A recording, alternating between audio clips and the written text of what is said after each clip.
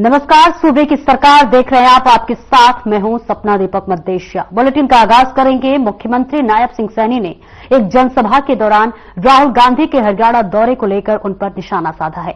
मुख्यमंत्री सैनी ने कहा कि आरक्षण खत्म करने का जो झूठ आपने बोला है, उस पर हमारा दलित युवा आपसे सवाल पूछ रहा है। राहुल गांधी बताए कि उनकी सरकार में पर्ची खर्ची से क्यों नौकरी मिलती थी। मुझे आज पता लगा है, कल ही अचानक खबर आई है कि राहुल बाबा हरियाणा के पर्यटन पर घूमने फिरने के लिए आ रहा है। जब ये हरियाणा की धरती पर आएगा, हरियाणा का युवा भी इसको कुछ न कुछ पूछेगा। हरियाणा की जनता भी इससे कुछ सवाल करेगी कि राहुल बाबा, आपने जो संविधान की बुक उठा करके वो बोला था कि मोदी आएगा, आरक्षण खत्म करेगा, संविधान खत्म करेगा, आपने अमेरिका में जाकर के जो शब्द बोले हैं कि अगर हमारी सरकार आती तो हम आरक्षण को खत्म कर देते, इसके बारे में हमारा हरियाणा का दलित आपसे क्वेश्चन पूछ रहा है। आप बताने का काम करेंगे। मेरा हरियाणा का युवा, आप यहां पर्यटन पर घूमने के लिए राहुल बाबा आ रहे हैं। मेरा हरियाणा का युवा आपसे ये भी पूछ रहा है कि आपकी सरकार में जब हुड्डा साहब मुख्यमंत्री थे, पर्ची खर्ची से नौकरी मिलती थी, उसके बारे में भी बता करके जाना। ये मैं आपसे हमारे हरियाणा का युवा पूछ रहा है।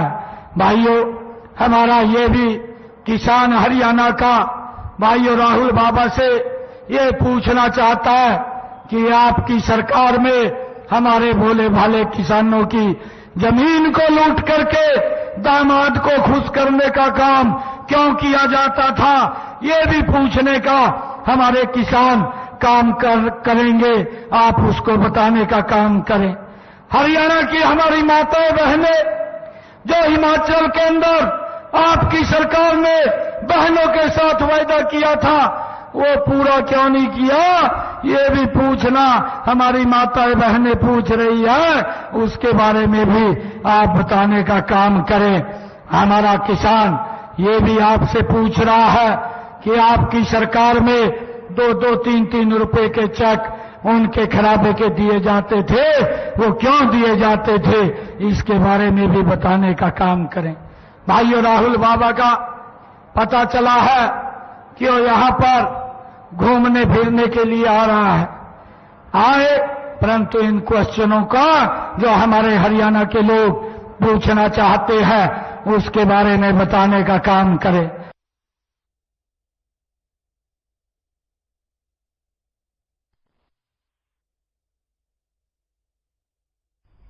और पूर्व मुख्यमंत्री भूपेंद्र हुड्डा ने यमुनानगर के दशहरा ग्राउंड में कांग्रेस प्रत्याशी रमन त्यागी के लिए धुआंधार प्रचार किया। इस मौके पर उन्होंने एक विशाल जनसभा को संबोधित करते हुए बीजेपी सरकार पर खेड़ा और यमुनानगर जेल में अवैध माइनिंग को लेकर कई सवाल भी उठाए और कहा कि जिले में अवैध खनन एक बड़ी समस्या है और ये अवैध माइनिंग सरकार के इशारे पर हो रही है।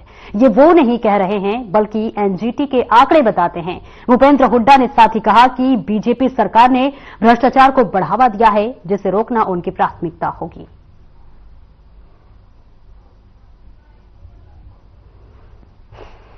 यमुनानगर का, जैसे आपने कहा, यहां पर मेरे को मालूम है, इन्होंने यमुनानगर में तो इतनी इलीगल माइनिंग है, यमुना का रास्ता ही बदल दिया।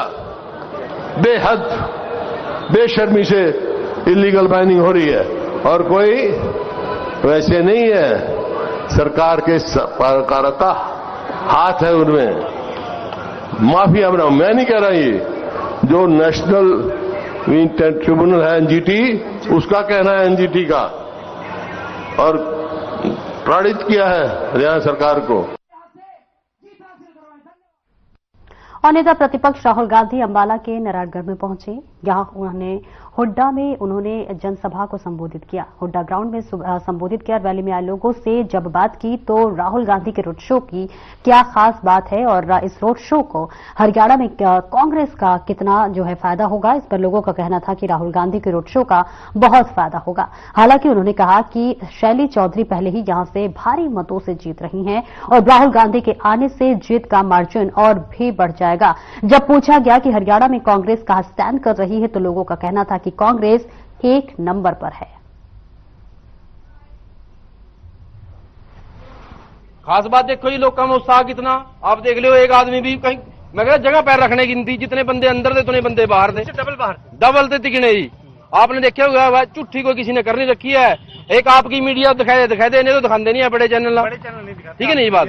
ये आप कह रहे मानने पैसे लिए होंगे, क्या पता जो उनसे बंदे नहीं दिखाते उन्हें पैसे ले गया, मानने ले गया। 8 तारीख को पता चला एक तरफा इलेक्शन आ जी और 8 तारीख को पता लग जा किन्ने पैसे ले गए किन्ने नहीं। 15 लाख हमारे खत्म नहीं हुए हैं। कांग्रेस की सरकार बनेगी सर। राहुल गांधी ने चुनाव के अंतिम दौर में जो रोड शो निकाल आया है, क्या कहेंगे इस पर? लहर आ रही है जी कांग्रेस की रोड शो के जरिए। कितना फर्क पड़ेगा इससे? इससे कम से कम 70 सीट जीत के जाएंगे जी। राहुल गांधी जी कहते हैं कि जो हरियाणा में क्लीन स्वीप करेंगे, आपका क्या कहना है? अंबाला आज क्लीन स्वीप जी राहुल गांधी करके। विपक्षी सवाल उठा रहे हैं कि जो ये भीड़ है ये पैसे देकर लाई गई भीड़ है, आप कैसे देखते हैं? ये जनता से पूछो जी, इतने बंदे खड़े जाए के रुपया लिया हो किसी ने? सब अपने ओरिजिनल आदमी है। ये मलाई है जी यहाँ होंगी कांग्रेस के लिए। राहुल गांधी के रोड शो में खास ये है कि आज वो एक हरियाणा को मैसेज देके जाएंगे कि हरियाणा में आपकी सरकार बन रही है और इसको मजबूत बनाओ। सरकार को कामयाब बनाने के लिए ज्यादा से ज्यादा वोटों से कांग्रेस कैंडिडेटों को जिताओ। हरियाणा में कांग्रेस आज 1 नंबर पे स्टैंड कर रही है। और वही हरियाणा के पूर्व गृह मंत्री अनिल विज ने कांग्रेस पर तंज कसते हुए कहा कि कांग्रेस की तो सारी हरियाणा से यात्रा निकाल रही है, ये हरियाणा से बाहर जा रहे हैं। वहीं भूपेंद्र हुड्डा पर पलटवार करते हुए कहा कि जेब कतरे तस्कर हुड्डा साहब के साथी होंगे जो वो इस तरह की बात कर रहे हैं। इस दौरान कांग्रेस को नसीहत देते हुए कहा कि दुनिया बातों से नहीं बल्कि कर्म से नापती है। हरियाणा में आज से राहुल गांधी यात्रा शुरू कर रहे हैं। रोजाना 6 से 7 जिलों में जाने का ऐलान किया है। इस पर तंज कसते हुए हरियाणा के पूर्व गृह मंत्री अनिल विज ने कहा कि कांग्रेस की तो सारे हरियाणा से यात्रा निकाल रही है, ये हरियाणा से बाहर जा रहे हैं।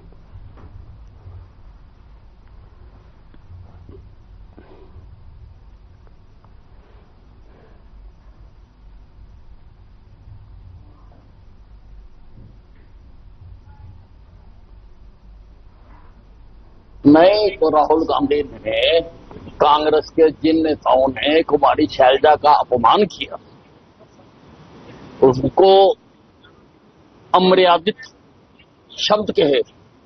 राहुल गांधी खाली बेकार बोलते ही बोलता है। बताए ना उनके खिलाफ क्या कार्रवाई करी।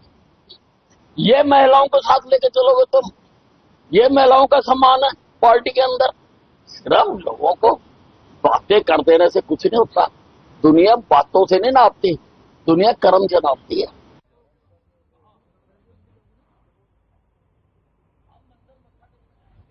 और वही सोहना से बीजेपी प्रत्याशी तेजपाल तंवर के लिए स्टार प्रचारक के तौर पर प्रचार करने उत्तराखंड के मुख्यमंत्री पुष्कर सिंह धामी पहुंचे। इस मौके पर पुष्कर सिंह धामी ने कहा कि सोहना से बीजेपी प्रत्याशी तेजपाल तंवर सीधे और सच्चे व्यक्ति हैं। ये घुमा फिराकर बात नहीं करते और सीधी बात करते हैं। आगामी 5 अक्टूबर को तेजपाल तंवर के पक्ष में वोट करें। वे अगले 5 साल आपकी सेवा करते रहेंगे। तो वही मुख्यमंत्री पुष्कर सिंह धामी और आप कांग्रेस पार्टी पर जमकर बरसे। उन्होंने कहा कि दिल्ली पंजाब में क्या हालात कर दिए हैं ये किसी से छिपा नहीं है और यही हालात कांग्रेस शासित राज्यों का है, जहां चुनाव से पहले कई लोक लुभावनी घोषणाएं की गई, लेकिन चुनाव के बाद सब कुछ पहले से भी बद से बदतर हो चुका है। मोदी जी की पूरी लहर है। मोदी जी ने इतने काम 10 सालों में किए और डबल इंजन की सरकार ने मोदी जी के मार्गदर्शन में जो यहाँ काम किया है, हरियाणा की जनता उसका आकलन कर रही है, उसकी तुलना भी कर रही है कि 2014 से पहले यहाँ कैसा शासन होता था, कैसा भ्रष्टाचार होता था, भाई भतीजावाद होता था, परिवारवाद होता था, किस प्रकार से पर्ची खर्ची का सिस्टम चलता था, किस प्रकार से जमीनों की लूट होती थी, किस प्रकार से घोटाले होते थे। जनता उस शासन को फिर से दोबारा नहीं लाना चाहती है। वो जो एक चीज पीछे भ्रष्टाचार का दलदल, परिवार का दलदल है, उस दलदल को वही दलदल में छोड़ दिया है। इसलिए विकास की तरफ यहाँ हरियाणा आगे बढ़ गया है और मोदी जी के नेतृत्व में डबल इंजन की आज आप सोना में आए हैं तो सर कितनी वोटों से जीत होने वाली, कितनी सीटें जीतेंगे? इस साल जी बहुत बड़े मतों से जीतने वाले हैं। आप देख रहे होंगे इतनी सायकालीन सभा में इतना जोश है लोगों के अंदर और लोग गर्मी उसके पूरा बहुमत। और भाई उत्तराखंड कैबिनेट में मंत्री सतपाल महाराज चुनाव प्रचार के लिए हरियाणा के फरीदाबाद पहुंचे। बीजेपी प्रत्याशी विपुल गोयल के पक्ष में चुनाव प्रचार किया, जहां उन्होंने लोगों को संबोधित करते हुए उन्होंने कहा कि जैसी ऊंची चढ़ाई को चढ़ाने के लिए रेल को डबल इंजन की जरूरत होती है, वैसे ही हरियाणा में विकास के लिए हरियाणा को डबल इंजन की सरकार की जरूरत है। वहीं सतपाल महाराज ने लोगों से अपील की है कि आने वाले 5 तारीख को भाजपा के पक्ष में वोट करें और देश के प्रधानमंत्री नरेंद्र मोदी के हाथों को मजबूत करें।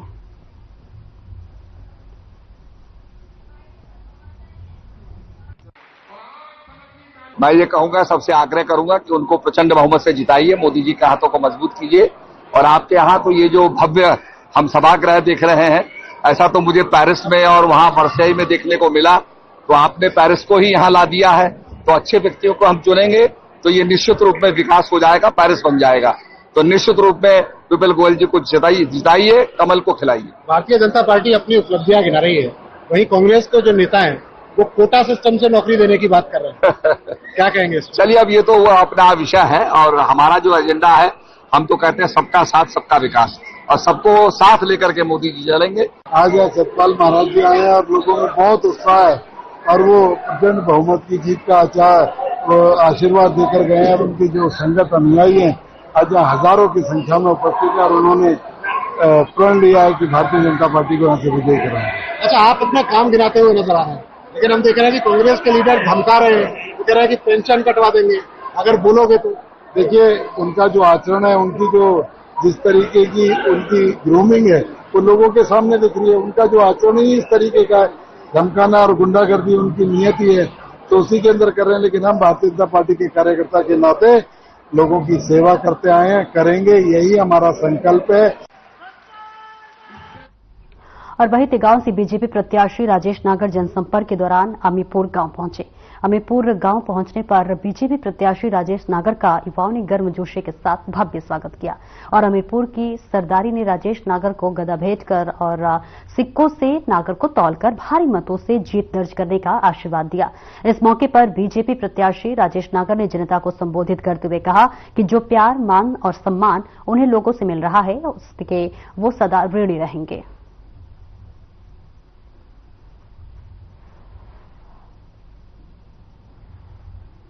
चिलचिलाती धूप में मैंने सभा रखी। समय था 6 बजे का, 2 बजे से लोग आने चालू हो गए। ऊपर टेंट भी नहीं था, क्योंकि 6 बजे का टाइम था। मैंने कहा 6 बजे तो छाया हो जाएगी, टेंट की ड्यूटी नहीं। 2 बजे लोग आ गए और पूरा खचाखच भर गया। जितने लोग अंदर थे उतने बाहर। वो तो रोक लगा दी, खींचने पर रोकने में लग रहे, भाई आदमी हो जाओ। फिर भी इतने जनता आ गई वहां, और वहां मैंने अपने मुख्यमंत्री के सामने स्टेज से कहा था, मुख्यमंत्री जी, कुछ अधिकारी तो आपके अच्छे हैं और कुछ अधिकारी लापरवाही करते हैं, काम नहीं करते, भोली वाली जनता को बहलाते हैं और घुमाते हैं और फुसलाते हैं। उनको आज ही चंडीगढ़ ले जाओ। कहा था, आई राजेश नागर, आई राजेश नागर, हरियाणा का गवर्नर।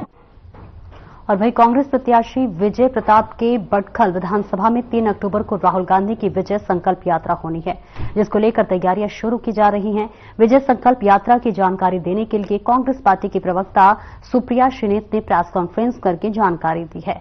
उन्होंने प्रेस कॉन्फ्रेंस के माध्यम से कहा कि 3 अक्टूबर को फरीदाबाद की लोकसभा में राहुल गांधी विजय संकल्प यात्रा के माध्यम से लोगों से रूबरू होंगे और भाजपा की गलत नीतियों के बारे में लोगों को बताएंगे। उन्होंने कहा, देश ही नहीं बल्कि हरियाणा में भी बेरोजगारी, क्राइम बहुत ज्यादा बढ़ गया है, जिसे खत्म करना बहुत जरूरी है।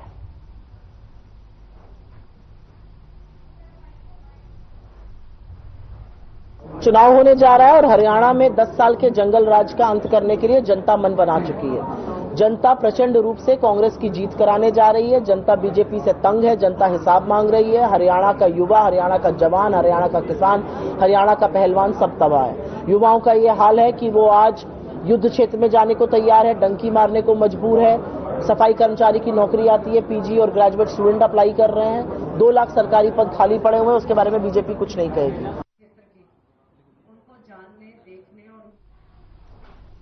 और प्रदेश में जैसे जैसे चुनाव की तारीख नजदीक आ रही है, वैसे वैसे सभी प्रत्याशी जी तोड़ मेहनत करते नजर आ रहे हैं। इसी कड़ी में निर्दलीय उम्मीदवार नवीन गोयल ने जनता के बीच पहुंचकर अपने चुनाव चिन्ह कांच के ग्लास पर वोट देने की जनता से अपील की। इस दौरान पार्टी कार्यकर्ताओं का जनसैलाब देखने को मिला, तो वहीं जनता ने नवीन गोयल को पूरा समर्थन देने का विश्वास दिलाया। इस दौरान उन्होंने कहा कि शिक्षा, चिकित्सा, सफाई और बेरोजगारी की अहम समस्याएं हैं।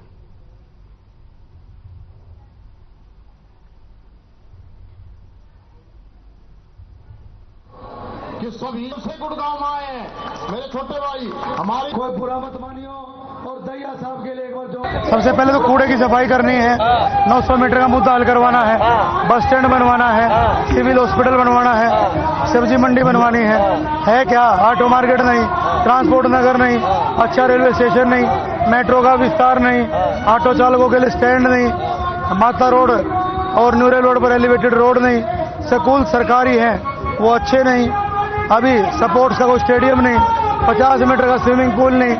आप लोग पता नहीं कहां सो रखे थे, आप लोगों ने आवाज ही नहीं उठाई। आप लोग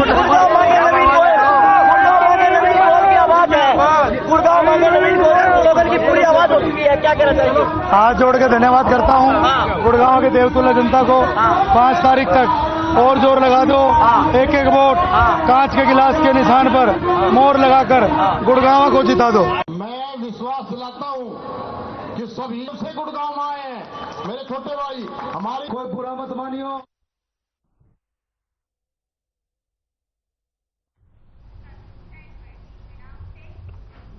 और कांग्रेस पार्टी ने 10 आर नेताओं को पार्टी से बाहर का रास्ता दिखाया है। कांग्रेस ने यह कार्रवाई इन नेताओं के पार्टी विरोधी गतिविधियों के चलते की है। पार्टी ने इन सभी 10 नेताओं को 6 साल के लिए निष्कासित किया है। आपको बता दें कि कांग्रेस इससे पहले भी नेताओं को निष्कासित करने की घोषणा कर चुकी है।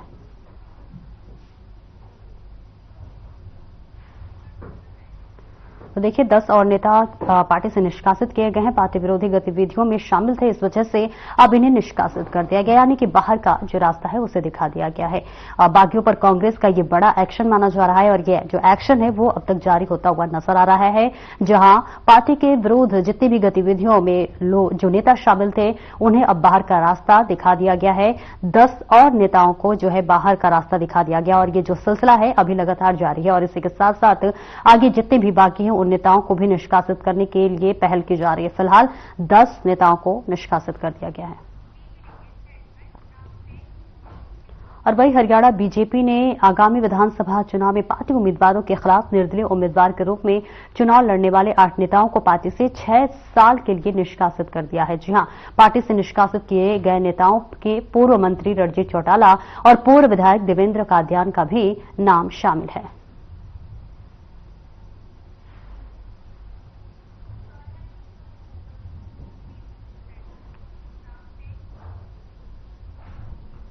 अंबाला में कांग्रेस सांसद कुमारी सैलजा पहुंची, जिन्होंने अंबाला से कांग्रेस के उम्मीदवार परविंदर सिंह परी के लिए चुनाव प्रचार का जनसभा को संबोधित किया।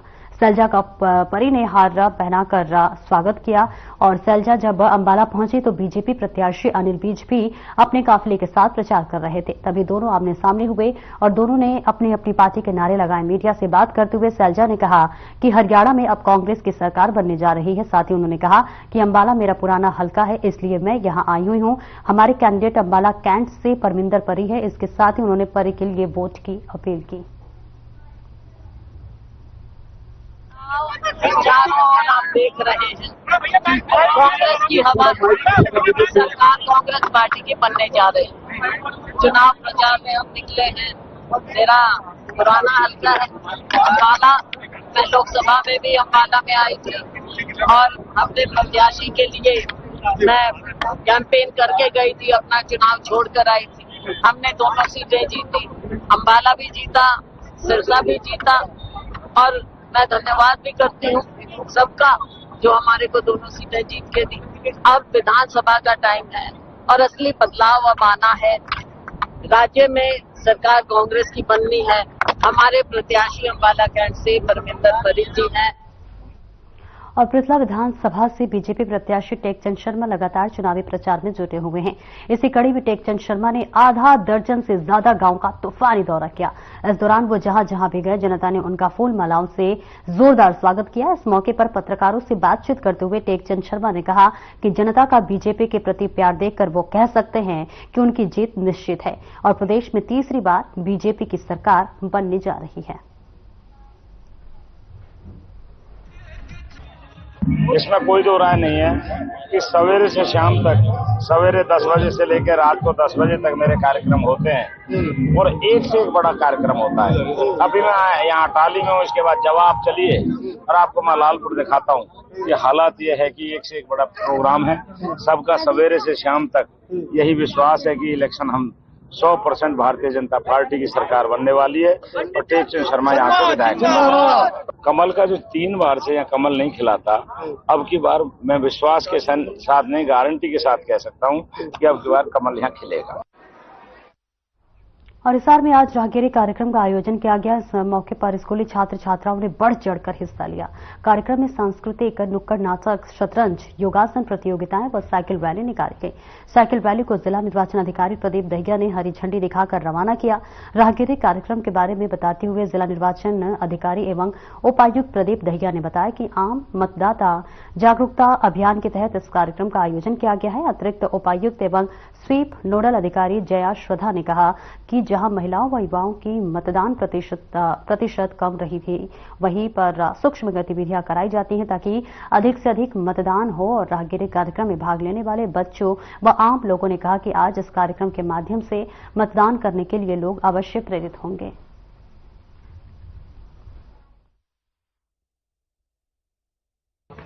जागरूकता अभियान के तहत राहगिरी का कार्यक्रम आयोजित किया गया था, जिसके जो हमारे स्वीप के नोडल ऑफिसर हैं जिला स्तर के, उसमें मैडम जय शारदा जी ने किया था। ये इनकी निर्देशन में ये सारा कार्यक्रम का आयोजन किया गया था। इसके साथ साथ अंडर ट्रेनिंग ऑफिसर हमारे IAS 2023 बैच के कनिका गोयल मैडम, वो भी साथ में थे और लक्ष्मण जी थे और पूरी टीम थी प्रशासन की, DO, DWO और DSO साहब, AMC साहब, सब लोग।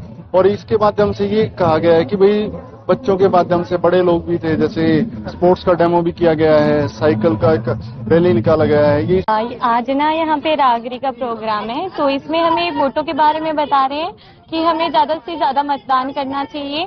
जैसे कि लोग है ना घर पे बैठे रहते हैं, ठीक है, वो वोट करते नहीं है, घर से निकलते नहीं है, लेकिन हमारे एक एक वोट बहुत कीमती है, तो हमें अपना वोट देना चाहिए। वोटिंग प्रतिशत को बढ़ोतरी के लिए हमने ये प्रोग्राम किया है।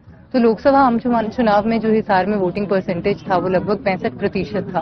तो हमारी पूरी कोशिश है कि इसको 65% से बढ़ा के हम अच्छी वोटिंग परसेंटेज अब की बार लेके आए हिसार में।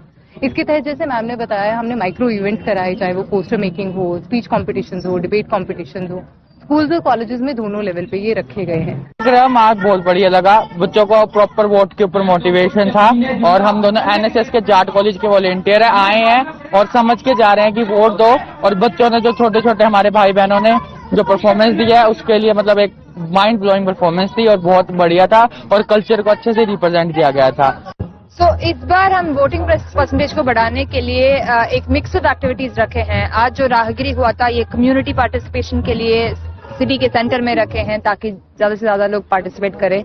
इसके अलावा हम काफी माइक्रो इवेंट्स करते हैं, स्पेशली टारगेटिंग, जहां विमेन वोट ज्यादा नहीं है, वोटर टर्नआउट विमेन का कम है मेन से, वहां महिला पंचायत कराते हैं। मैं आपको आज के इस कार्यक्रम के बारे में बोलना चाहूंगी। आज हमारे यहाँ राहगिरी प्रोग्राम चल रहा है, जिसके लिए ADC सर, DC सर और विधानसभा चुनाव में खड़े हुए कई प्रत्याशी भी यहाँ पहुंचे हुए हैं। तो मैं आप सभी से ये कहना चाहूंगी कि वोट हमारी देश के सरकार को चुनने के लिए एक बहुत कीमती वोट होता है।